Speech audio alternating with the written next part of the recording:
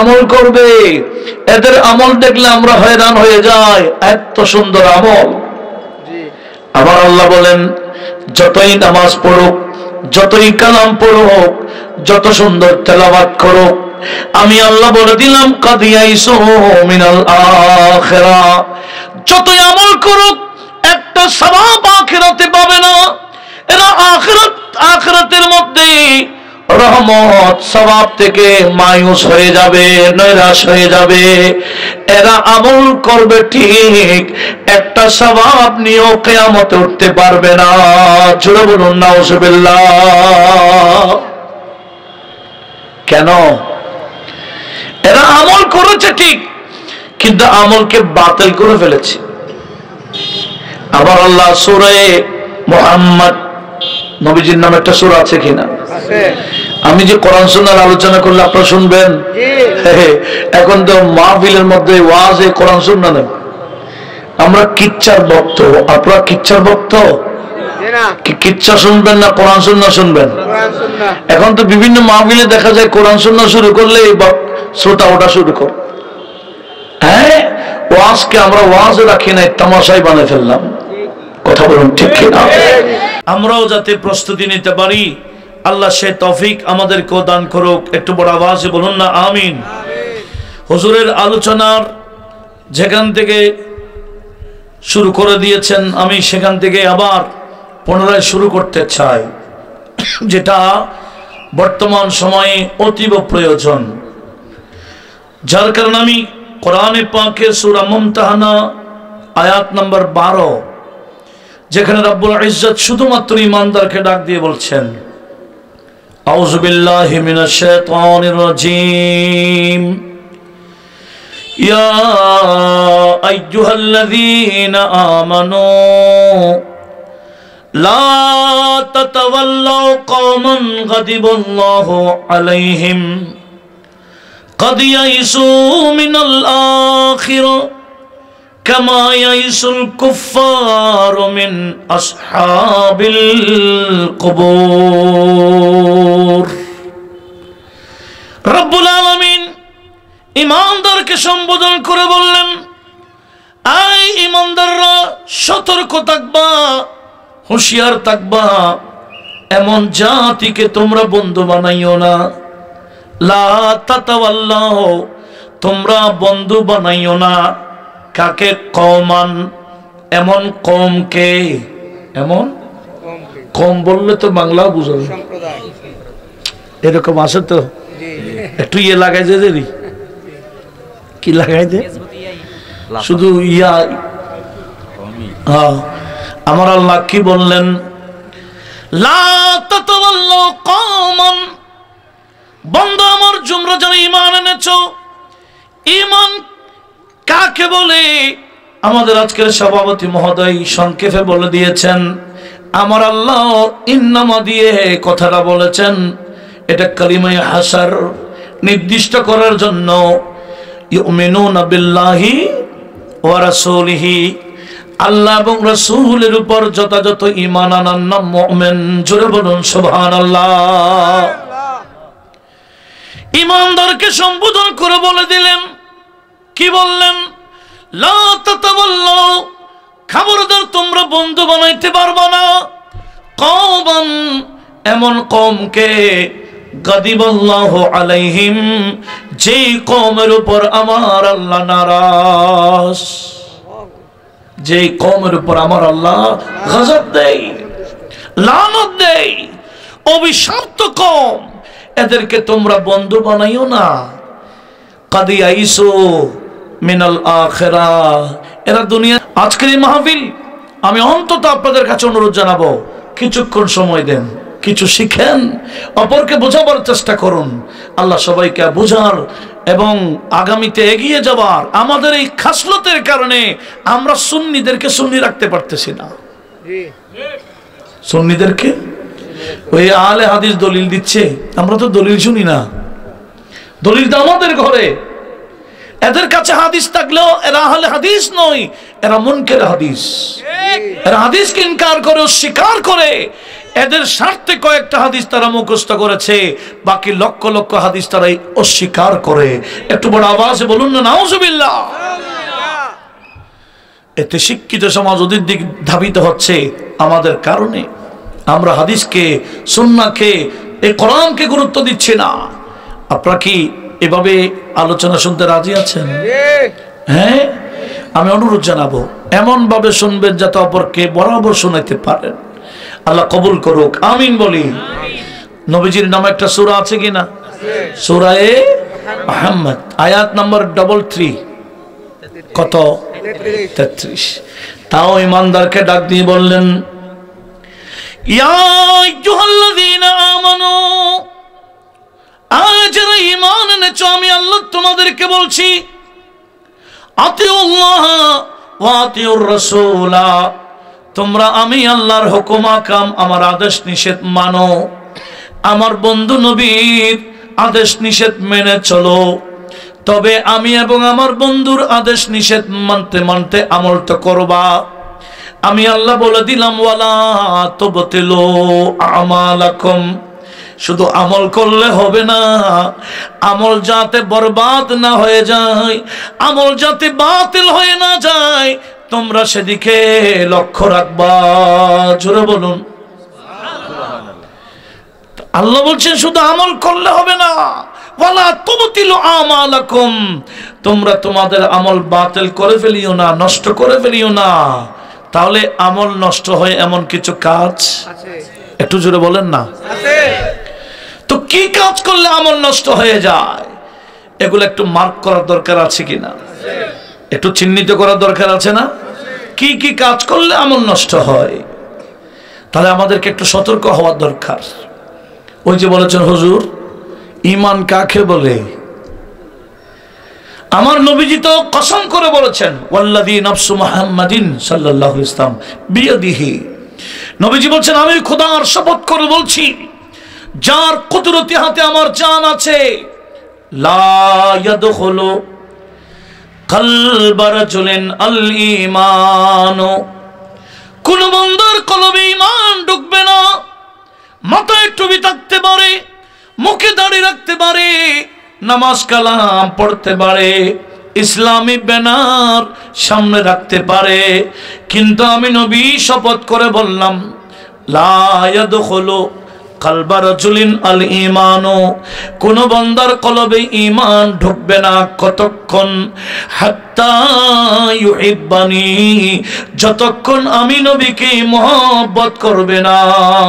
জোরে বলুন সুবহানাল্লাহ। কেউ নবীকে মহব্বত করলে, দাঁড়িয়ে নবীকে সালাম দিলে ভালো লাগবে না খারাপ লাগবে? একটু মহব্বতে বলেন, ভালো লাগবে না খারাপ লাগবে?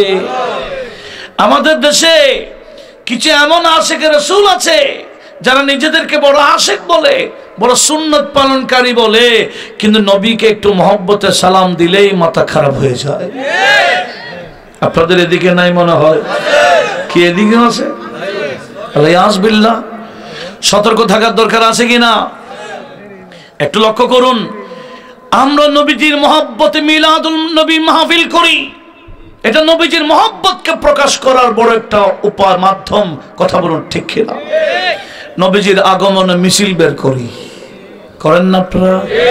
জুলুস করেন, কিন্তু বান্দা নবীর উম্মত দাবি করে মিলাদুন নবীর উপর ফতোয়া, মিলাদুন নবীর উপর ফতোয়া, নবীজির আগমনে আনন্দের মিছিল, যেটাকে জশ্নের জুলুস বলা হয়, এই জশ্নের জুলুসের উপর ফতোয়া লাগায়। এরা আবার নবীর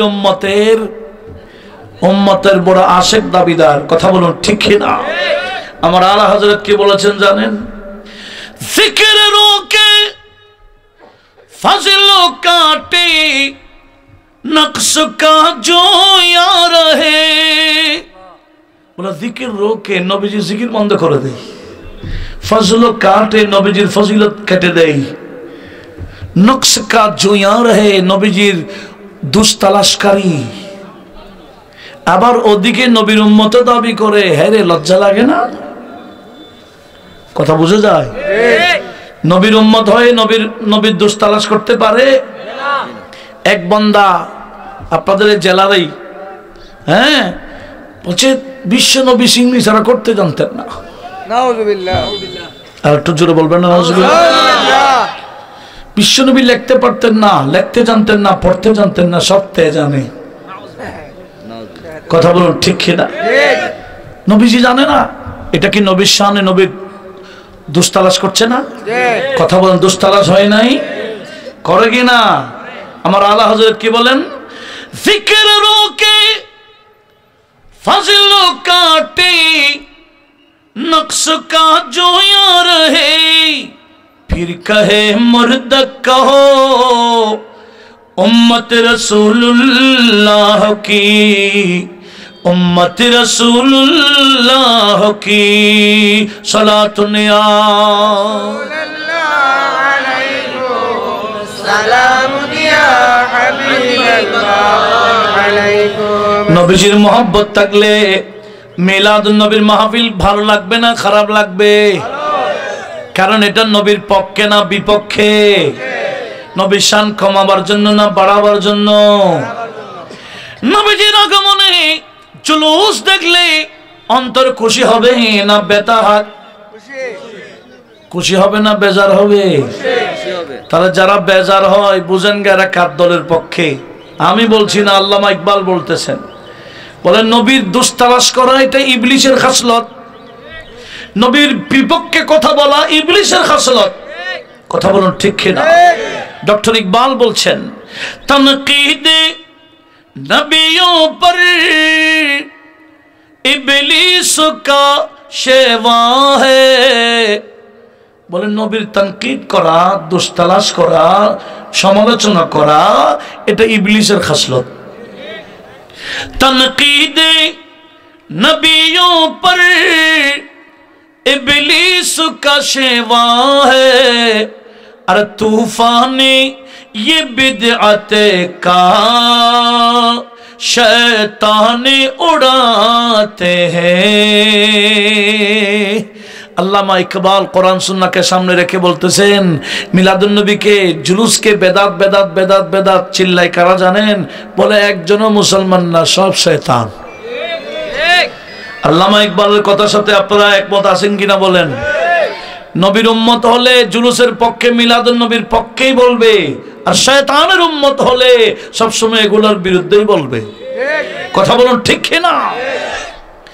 ইনারা তো আবার ডক্টর ইকবালকে ভালোই মানে। আমি আল্লামা ইকবালের কথা বলতেছি, উনি কি বলছেন? তনकीदे नबियों पर इबलीस का शेवा है और तूफान ये बिदअत का शैतान उड़ाते हैं।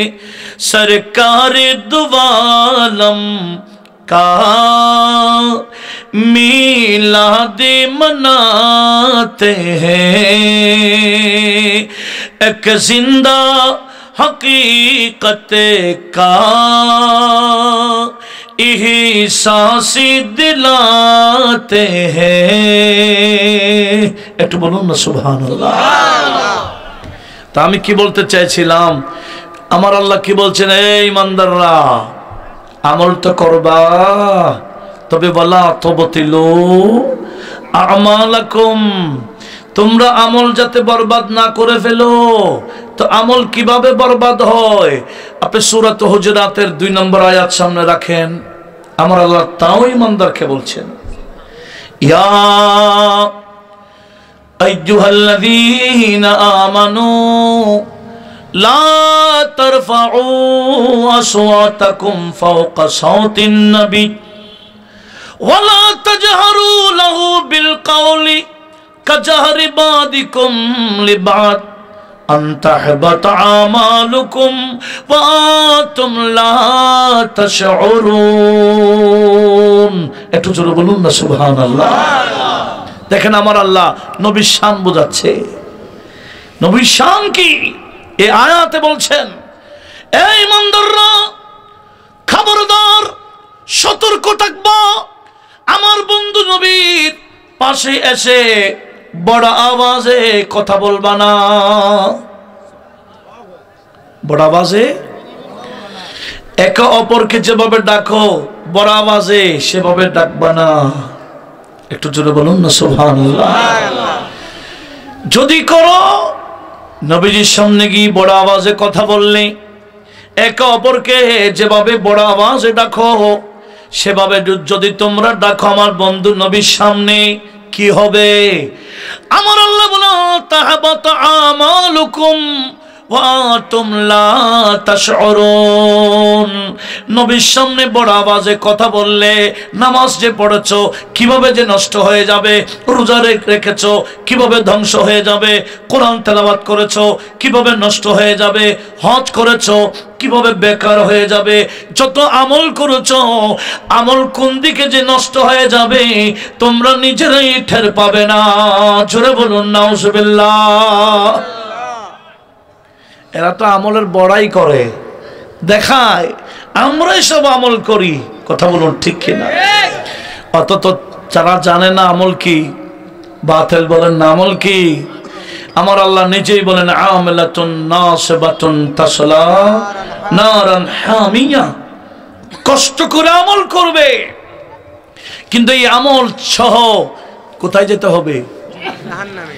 এই কিছুক্ষণ আগে হুজুরও বলেছেন অনেকে কোফালে দাগ দেখায়, এখানে দাগ ফেলায় লাভ কি? কলবে তো নূর নাই। কথা বলুন ঠিক কিনা? এক কবি সেই কথাকে বলেছেন জিন্দেগি ভর সিজদা করে করে এখানে দাগ ফেলাই দিলেন কোফালে, লাভ কি? কলবে তো নবী নাই। কথা বলুন ঠিক না? ওমর বরকে সজদোं की दाग है जबीनों पर, जबीन बोला है कफाल के।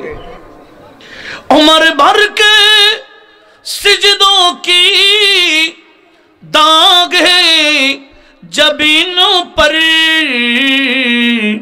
और दिल तेरा मगर न जिदी, दिल तेरा मगर न जिदी, नूरे हक से खाली है, दिल तेरा मगर न जिदी, नूरे हक से खाली है। सलातुनिया